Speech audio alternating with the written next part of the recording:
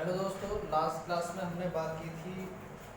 Ninth class का chapter चल रहा था नंबर सिस्टम, और उसमें हमने बात की थी अब जितने भी हमारे नंबर्स होते हैं उसके बारे में। ठीक है, आज जो है हम एक्सरसाइज स्टार्ट कर रहे हैं, क्योंकि जो इसमें यूज़ होने वाली चीज़ें हैं वो हमने लास्ट क्लास में पढ़ ली थी। अगर किसी ने लास्ट क्लास नहीं देखी है तो पहले वो लास्ट क्लास देख लो, जिसमें हमने नंबर्स के बारे में बताया है। डिटेल में हमने एक एक चीज़ इसमें बताई है, वो आप एक बार देख सकते हो। ठीक है, तो चलिए चलते हैं एक्सरसाइज की तरफ।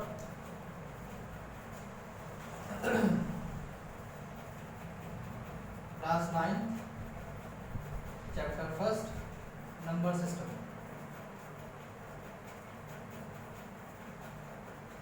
ठीक है, और आज हम बात करें एक्सरसाइज 1.1। एक्सरसाइज 1.1। ठीक है, तो एक्सरसाइज 1.1 में आपका जो पहला क्वेश्चन है वो है कि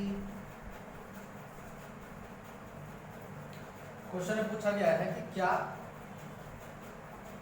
पहला क्वेश्चन है कि क्या 0, 0, 1 परिमेय संख्या है, और अगर है तो क्यों, कैसे, है ना। तो सबसे पहले तो ये देखो कि हमने लास्ट पढ़ा था क्लास में कि परिमेय संख्याएं कौन सी होती हैं। परिमेय संख्याएं वो होती हैं जो P/Q की फॉर्म में लिखी जा सके, है ना।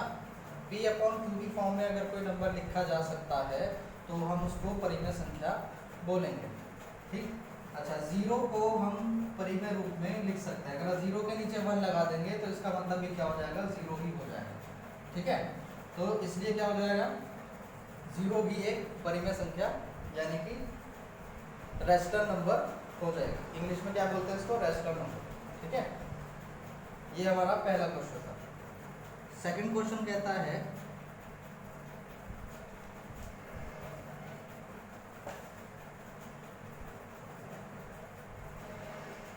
Question number 2। क्वेश्चन नंबर 2 क्या कहता है, ये कहता है कि 3 और 4 के बीच की 6 परिमेय संख्या बताइए। परिमेय संख्या बताइए। ठीक है, ये कह रहा है कि इन्होंने दो नंबर दे दिए 3 और 4, और उसके बीच में कोई 6 परिमेय संख्याएं हैं जो हमें बता रही है। हालांकि दो नंबर्स के बीच में बहुत सारे नंबर्स होते हैं और वो परिमेय संख्याएं होती है जो किसी भी दो नंबर के बीच में हो सकती है। ठीक है, बेहतर है कि निकालते कैसे। ठीक, तो निकालने के लिए हमें क्या करना पड़ेगा,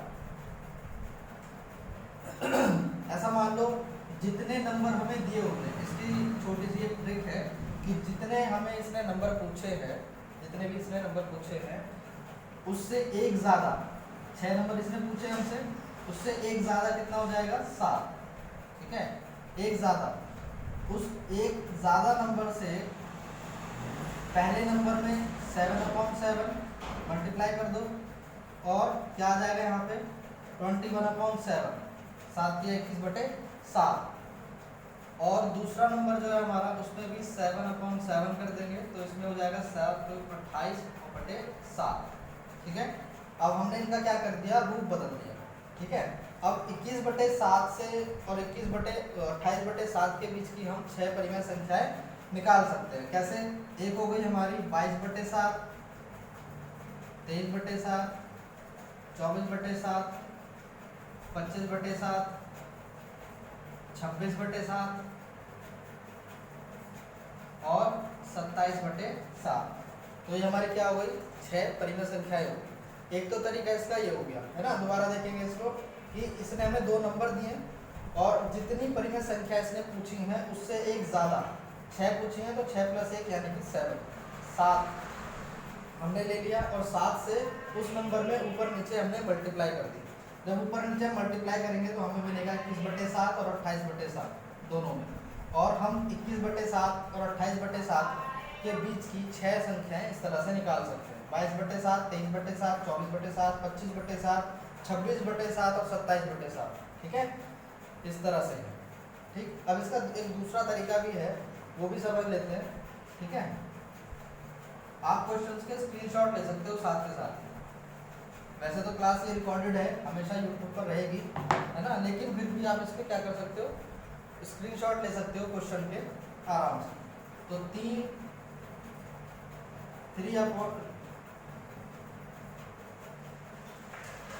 और 4 के बीच की क्या निकालनी है हमें, 6 परिमेय संख्याएं निकालनी है। ठीक है, तो कैसे कर सकते हैं इसमें,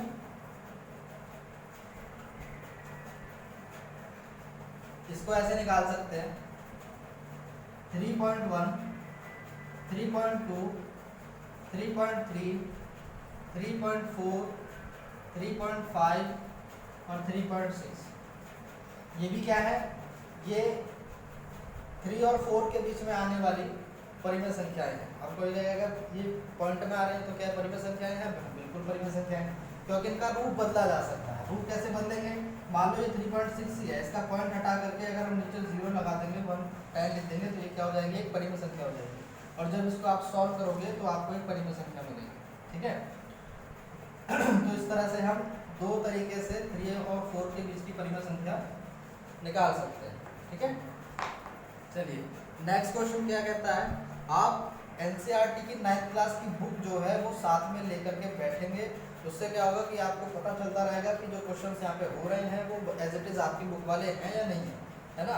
कई बार ऐसा होता है कि बुक कौन सी है और मैं वहाँ से कौन सा कर रहा हूँ, तो मैं पहले बता दूँ एनसीईआरटी की जो 9th क्लास की बुक है हम उसके क्वेश्चन कर रहे हैं।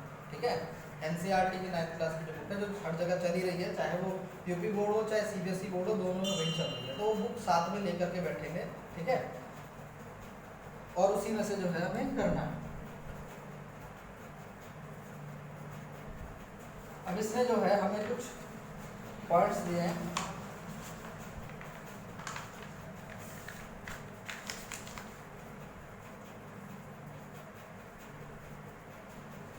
फोर्थ क्वेश्चन में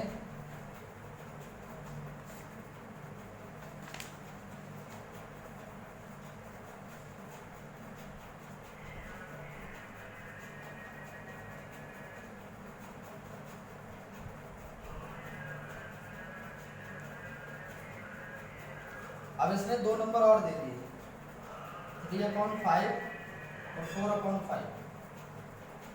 एक मिनट रुक जाइए जरा, मार्कर चेंज कर लेते हैं।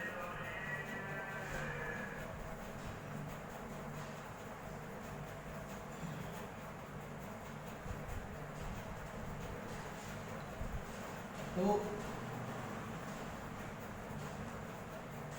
3/5, 4/5। ठीक है, ये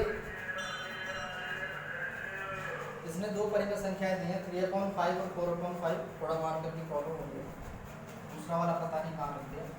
तो 3/5, 4/5 ये दो संख्याएं हैं। अब इनके बीच में निकालना है हमें, तो कैसे निकालेंगे,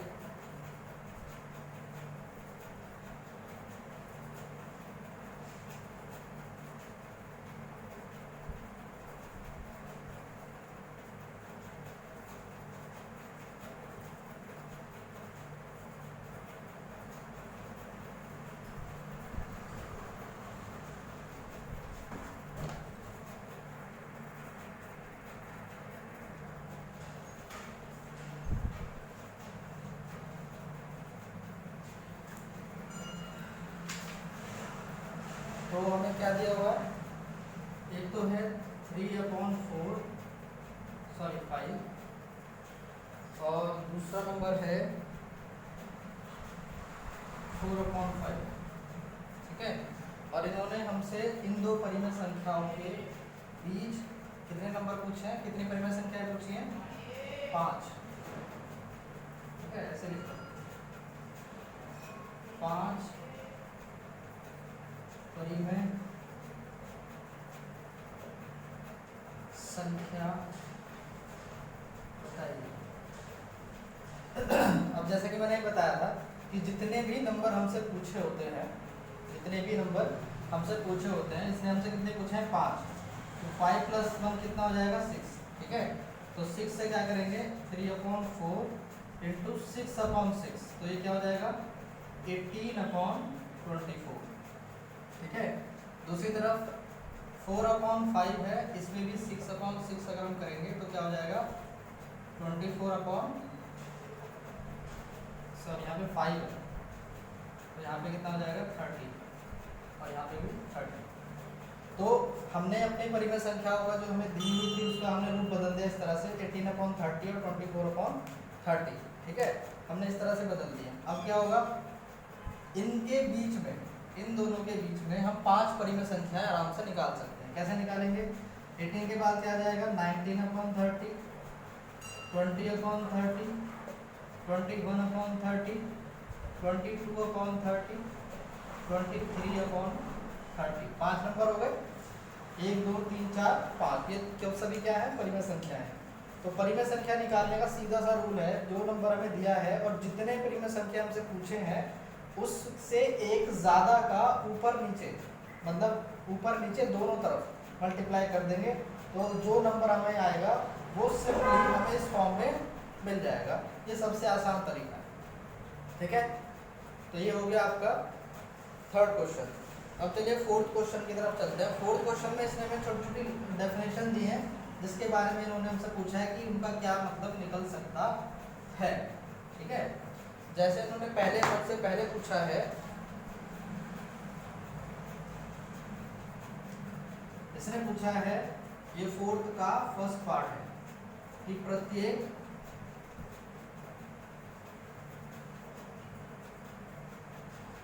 प्राकृतिक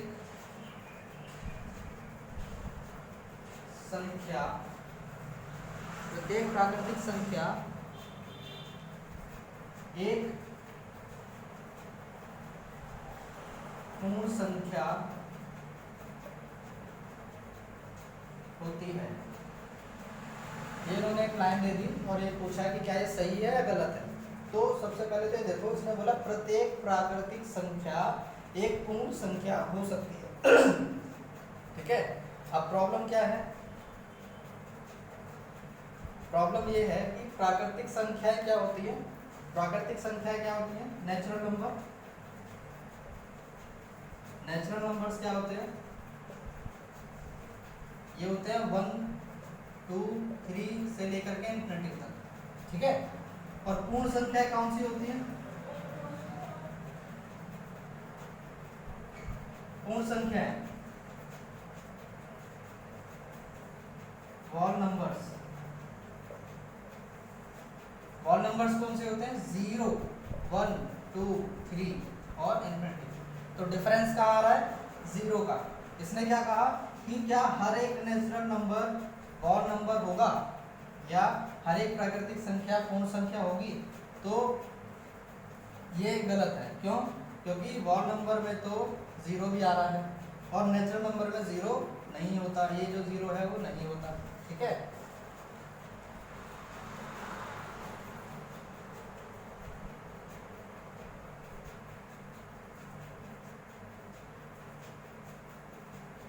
ठीक, तो हम ये कह सकते हैं कि 0 के अतिरिक्त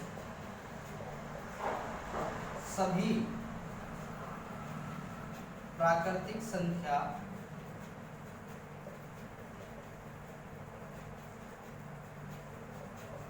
पूर्ण संख्या होती है।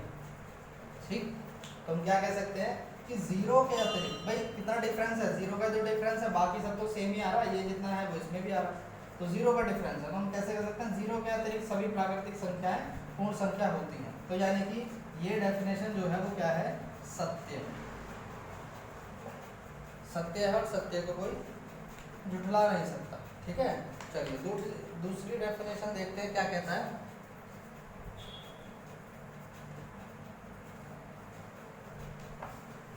ये कह रहा है सेकंड डेफिनेशन में प्रत्येक पूर्णांक, प्रत्येक पूर्णांक,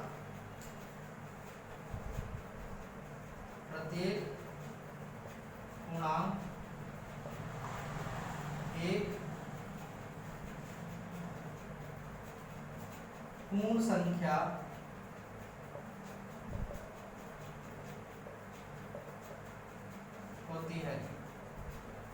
ठीक है। अब देखो इसको, अब पूर्णांक क्या होते हैं, पूर्णांक कौन से हो गए, इंटीजर्स, इंटीजर्स हो गए पूर्णांक, है ना। हिंदी और इंग्लिश में जो है याद रखना जरूरी है, ठीक है, उससे क्या होता है ना, आसान हो जाता है याद रखना। तो इंटीजर्स क्या हो गए, इंटीजर्स में तो ये मान के चलो कि मतलब 0 से -1 -2 -3 -4 ये सब आते हैं, और इधर देखें तो इधर +1 +2 +3 ये सब ही आते हैं, ठीक है। और साथ ही साथ इसमें जो इंटीजर्स हैं, ठीक है, जो पूर्णांक हैं वो इस तरह से आते हैं। अब पूर्ण संख्या क्या होती है, पूर्ण संख्या देख लो, होल नंबर्स क्या होते हैं, अभी मैंने बताया था होल नंबर्स क्या होते हैं, 0 से स्टार्ट होते हैं, 0 1 2 3 4 5, ठीक है, ये इन्फिनिटी तक जा रहे हैं, हालांकि ये भी इन्फिनिटी तक जाते हैं, इधर भी इन्फिनिटी तक जा रहे हैं, इन्फिनिटी तक जा रहे हैं, ठीक है। अब ये कह रहा है कि इंटीजर्स जो है यानी कि प्रत्येक पूर्ण संख्या, वो प्रत्येक पूर्णांक एक पूर्ण संख्या होती है, प्रत्येक पूर्णांक, डेफिनेशन को इस तरह से देखना, प्रत्येक पूर्णांक एक पूर्ण संख्या होती है। इसका मतलब क्या हो गया कि ये कह रहा है कि -4 -3 -2 ये भी क्या है, पूर्णांक है, सॉरी पूर्ण संख्या, ये भी क्या कह रहा है, डेफिनेशन के हिसाब से इसका मतलब है कि इंटीजर्स की माइनस वाली टर्म्स भी वॉल नंबर्स है। ऐसा तो है नहीं, क्योंकि ये तो 0 से स्टार्ट हो रहा है ना, ये कहाँ से स्टार्ट हो रहा है, 0 से, और डेफिनेशन क्या कहती है कि इंटीजर्स के माइनस वाली टर्म्स भी वॉल नंबर्स में आ रही है, तो ये बात क्या हो गई, असत्य हो गई। अगर ये कहता कि प्रत्येक पूर्ण संख्या एक पूर्णांक होती है, अगर इसको डेफिनेशन को बदल दिया जाता तो ये क्या हो जाती, सत्य हो जाती, लेकिन अभी क्या है, ये असत्य, क्या है, ये असत्य। असत्य का कारण क्या है, कारण ये है कि इसके अनुसार इंटीजर्स की माइनस वाली टर्म्स भी वॉल नंबर्स में आ रही है ना, जबकि ऐसा तो है। इसमें क्या हो रहा है, वॉल नंबर्स में तो 0 से स्टार्ट होता है, 0 से लेकर के 1 2 3 4 और इन्फिनिटी तक, अगर यहाँ तक जा रहा है तो ठीक है, ठीक है। और यहाँ पे क्या हो रहा है, प्रत्येक पूर्णांक एक पूर्ण संख्या होती है, इसलिए क्या हो जाएगा, ये फॉल्स हो जाएगा, ठीक। चल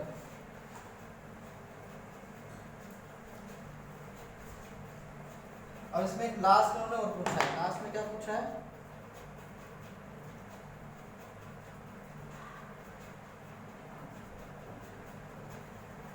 फोर्थ का थर्ड, ये कह रहा है प्रत्येक परिमेय संख्या एक पूर्ण संख्या होती है, ठीक है। अब देखो ये क्या कह रहा है, प्रत्येक परिमेय संख्या एक पूर्ण संख्या होती है। अब पूर्ण संख्या फिर देखो, परिमेय संख्या क्या होती है, रैशनल नंबर। रैशनल नंबर कौन से होते हैं, जिनको हम P/Q की फॉर्म में लिख सकते हैं, और जहां पर क्या होता है, Q जो है वो 0 नहीं होना चाहिए, ये इसकी डेफिनेशन है। अब प्रॉब्लम क्या आ रही है, पूर्ण संख्या देखो एक बार, इसमें जैसे हमने एग्जांपल ले लिया 2/3 हो गया, 4/7 हो गया, इस तरह से नंबर आते हैं। अब एक बार पूर्ण संख्या देखो, वॉल नंबर्स देखो, वॉल नंबर्स में क्या होता है, वॉल नंबर्स में आता है 0 से लेकर के 1 2 3 और ये होता है इन्फिनिटी तक, ठीक है, यहाँ तक आ रहा है।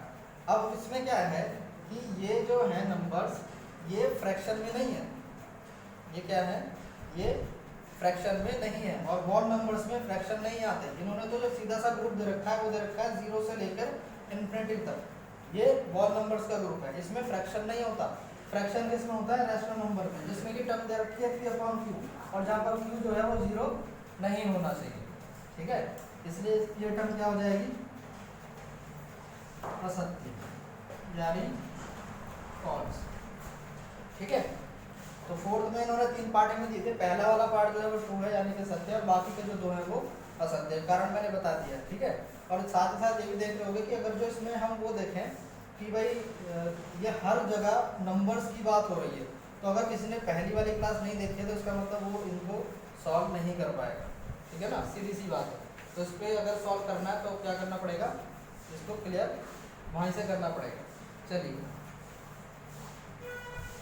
तो यहाँ पर जो है आपकी एक्सरसाइज 1.1 खत्म हो जाती है। ठीक है, नेक्स्ट क्लास में हम एक्सरसाइज 1.2 करेंगे और उसमें जो क्वेश्चन है उसको भी हम इसी तरह से स्टेप बाय स्टेप करेंगे। हर क्वेश्चन को करके चलना ज़रूरी है, अगर उसमें कोई दिक्कत है, प्रॉब्लम है तो वो बेस से ही क्लियर होगी। अगर किसी ने पहली क्लास नहीं करी है, बेस वाली क्लास नहीं करी है, तो उसको दिक्कत हो जाएगी। ठीक है, चलिए, तो हम मिलते हैं आपसे फिर नेक्स्ट क्लास में।